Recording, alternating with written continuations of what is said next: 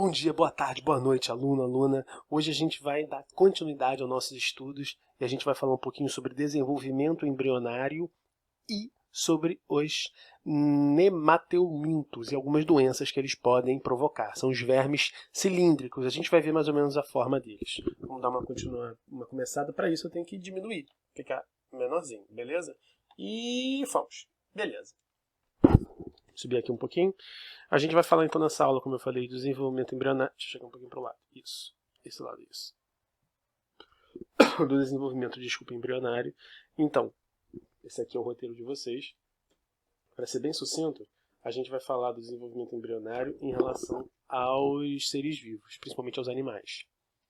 Falando nisso, o desenvolvimento embrionário é tudo aquilo que acontece desde que o ser vivo era uma única célula até ele ter várias células.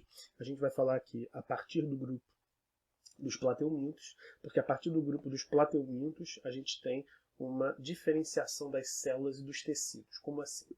Nos poríferos, nas esponjas, como eu já falando com vocês, as esponjas elas têm células diferentes umas das outras. Beleza. A partir dos quinidários, das águas vivas, eu tenho tecidos diferentes. Então eu tenho conjuntos de células que se unem e várias formas disso acontecer. A partir dos plateumintos, eu vou ter ainda mais formas desses tecidos se misturarem. Vamos lá? Eu vou ter algumas fases no desenvolvimento desse embrião, ou seja, no desenvolvimento desse ser vivo, desde que era uma única célula até ele nascer, ou eclodir, ou começar a ter uma vida adulta. Beleza?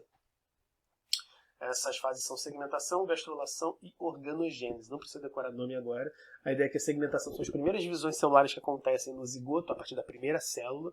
Gastrulação é uma movimentação que acontece, a gente vai ver já já, aqui embaixo. E organogênese a gente vai ver também. Beleza? Como eu falei então, segmentação é aumento do número de células, praticamente não tem aumento do volume total do embrião, isso não é muito importante para vocês agora. Faz o seguinte, a gastrulação, aumento do número de células é acompanhado do aumento do volume total. Então, eu tenho a diferenciação celular. É a partir daqui que as células vão tomar destinos diferentes e vão virar células diferentes, como, por exemplo, uma célula muscular e uma célula óssea dentro dos nossos corpos. E organogênese eu tenho diferenciação dos órgãos. Essa gastrulação, gente, deixa eu descer um pouquinho mais aqui. Isso. Essa gastrulação acontece o seguinte. Eu vou começar a ter uns dobramentos nesse meu embrião, para a partir daí eu começar a ter diferenciações celulares. Como? A partir desse dobramento, vou até deixar o microfone aqui. A partir desse dobramento, eu tinha um conjunto de células que tinha um espaço oco dentro deles, beleza? Opa! Depois de um pequeno contratempo, voltamos aqui. Mil perdões, gente. Olha só. O caso aqui, na continuação, como eu estava falando antes, o que acontece é que quando você fala de um processo de desenvolvimento embrionário, você tem que falar de como as coisas que estão hoje no ser vivo, por exemplo, meus braços, meus dedos, meu nariz, minha cabeça se formaram. E o início disso tudo é isso daqui. E o início disso tudo é isso daqui. Como? No início eu tenho uma célula, essa célula se divide em várias, então fica uma bola maciça de células. Depois dessa bola maciça eu tenho um espaço oco, que é o que está aqui. Esse espaço oco, então, ele começa a se dobrar da seguinte forma. Deixa eu até botar o microfone aqui. Fica um espaço oco e ele começa a se dobrar para dentro. Começa a se dobrar para dentro. Por que isto é importante? Isso é importante porque aqui, ó, eu tenho pela primeira vez uma parte de fora em azul e uma parte de dentro em amarelo. Então eu tenho células em locais diferentes que vão virar coisas diferentes. Maravilha, gente? Isso aí vai dar origem ao que a gente chama de folhetos germinativos. O que são folhetos germinativos? São famílias de células que vão dar origem a alguns tipos celulares diferentes. Olha aqui embaixo. Eu tenho em amarelo aqui as células de fora, que vão dar origem a células do tecido epitelial, que é o tecido aqui de fora da pele, por exemplo. Vai dar origem a tecido nervoso também. Eu tenho as células do meio.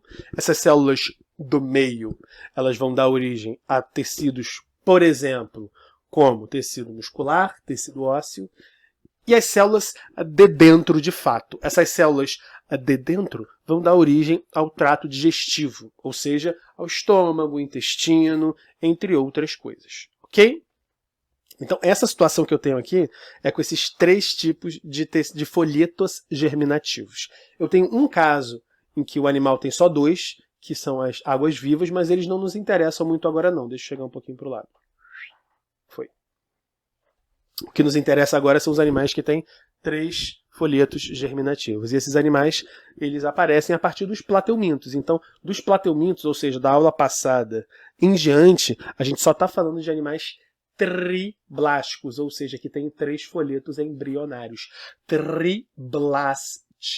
Está aqui, beleza? Triblásticos. Os nomes dessas famílias de células são ectoderma para o lado de fora, mesoderma para o meio e endoderma para o lado de dentro. Beleza?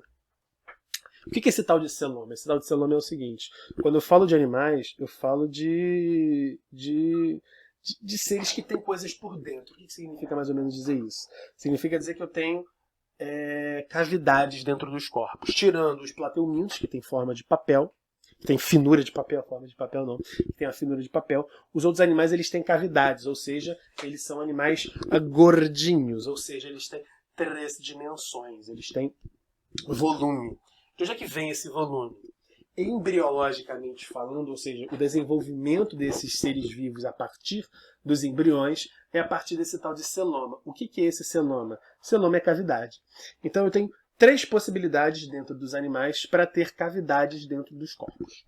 Eu tenho que não tem cavidade, então ele não tem esse tal de celoma. Então é um animal sem celoma. Quando a gente fala de alguma coisa sem na biologia, normalmente a gente usa o prefixo a, que vem do grego de negação. Então ele é acelomado, um animal acelomado, não tem celoma.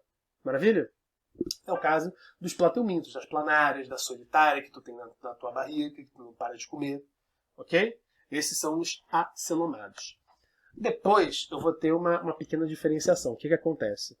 O celoma verdadeiro, a gente vai chamar, é uma organização única e exclusivamente de um folheto embrionário, que é o mesoderma.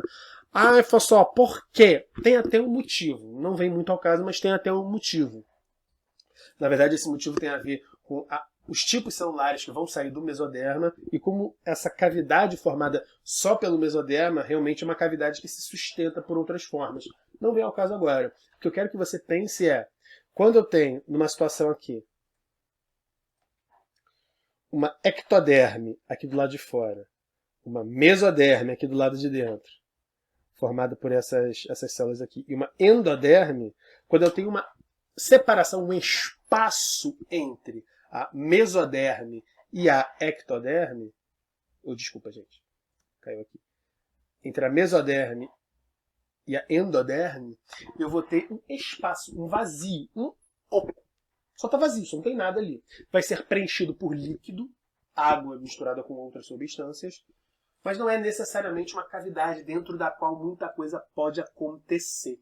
É mais uma situação de espaçamento. Então, eu tenho esse espaçamento entre esses tipos celulares e eu vou preenchê-lo com líquido. Ok? Então, até aqui comigo?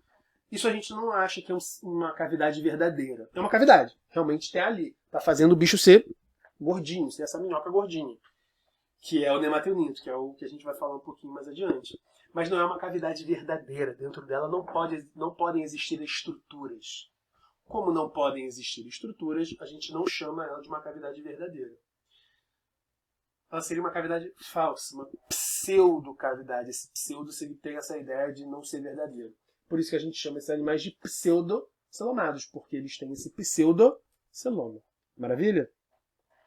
O celoma verdadeiro não. O celoma verdadeiro eu vou ter uma estruturação que é, dentro do mesoderma começa a crescer bolsas que vão se enchendo. Não são exatamente bolsas, mas são bolsões, são espaços que vão crescendo com líquido e estruturas.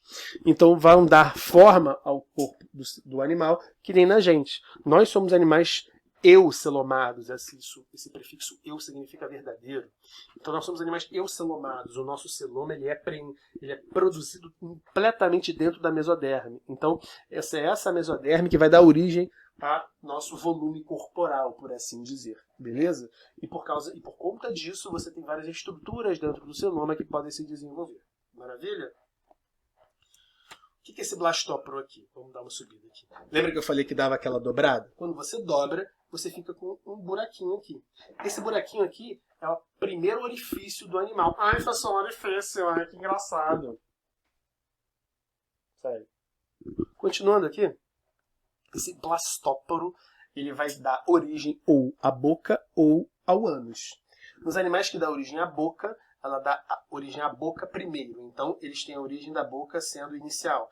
É o início pela boca. Proto é o início, estomos é boca. Então, esses animais são protostômios. E não somos nós. Nós não somos esses animais. Os animais protostômios, a gente vai ver que são as minhocas, são os insetos, são os polvos e lulas, beleza? Não é o nosso caso. O nosso caso é o contrário. Filhinho, a gente começa pelo ânus. A gente começa pelo ânus. Então, esse nosso primeiro orifício vai dar origem ao nosso ânus. Por isso que a gente vai dar o nome para os nossos grupos, nós, os vertebrados, e um outro grupo que a gente vai ver mais adiante, de deuterostômios. Está aqui, ó. Deuterostômios, do grego deutero, depois, e stômios, boca. Então, a boca vem depois. Beleza? Ok? E agora a gente pode falar um pouquinho dos nemateumintos. Não tem muito o que falar, gente. Está tudo aqui no roteiro. Está tudo descrito bonitinho no roteiro. Eles podem ter vida livre, podem ser parasitas, tem muitas espécies. Eles são animais pseudocelomados, ou seja, eles têm muito líquido dentro deles. A cavidade corporal deles é mais uma questão de separação entre os tecidos do que exatamente um tipo de estruturação, beleza? É como se ao invés de criar uma casa fazendo parede, fazendo as vigas bonitinho, eu simplesmente colocasse vários tijolos juntos, botar tijolos por cima e pronto, acabou. Não fiz estrutura, não fiz nada, só fiz um espaço dentro, entre aqueles tijolos, beleza? Esses são os animais pseudocelomados. Tem algumas doenças que podem ser causadas por nemateumintos ou nematódios, que são muito importantes. Vamos falar sobre elas rapidinho. Oxiuríase, coceira anal, a famosa coceirinha no ânus. O que é isso? É um ser vivo, é um verme que se reproduz no final do ânus, no final do reto, perdão, próximo ao ânus, e durante a noite ele costuma sair para colocar ovos. E é um processo de irritação da região anal. Em crianças que não têm muita noção ainda das coisas, elas começam a coçar isso à noite e depois levam essa mão à boca. Nisso se dá o processo de reinfecção ou autoinfestação, beleza? A elefantíase são pequenos vermes também que acabam entupindo alguns vasos que temos dentro dos nossos corpos, que são vasos que servem para drenar, por exemplo, quando você está com o pé inchado, que você bateu alguma coisa, depois de um tempo esse inchaço vai embora. Com a pessoa com elefantíase, esse inchaço apenas vai aumentando, ok? Transmitida pelo mosquito culex. Ascaridíase, que é a lombriga, coisa linda, que nojo, através de água e alimentos contaminados, principalmente água. Dá uma lidinha nesse ciclo da ascaridíase ou da lombriga, que é bem nojento. Tem uma parte que ela passa aqui atrás da tua boca, na garganta. Ela passa um tempo nos teus pulmões. Que merda, hein? Que beleza. Desculpa a palavra. Voltando para cá, a gente tem um amarelão também, que é a ancilostomíase, que é também conhecida como a doença do jacatatu, o amarelão. Que ela entra diretamente nos pés das crianças que brincam descalças na terra suja e contaminada. Tudo isso aqui está no roteiro, tá, gente? A gente chega no final dessa aula, lembrando vocês que tem um formulário para vocês fazerem no Google Classroom. Essa videoaula está lá e o roteiro também está presente lá. Tá bom, gente? Qualquer dúvida, vocês coloquem um comentário lá. Mandem um alô e a gente vai se falando, ok? Beijo, um abraço e tchau, tchau!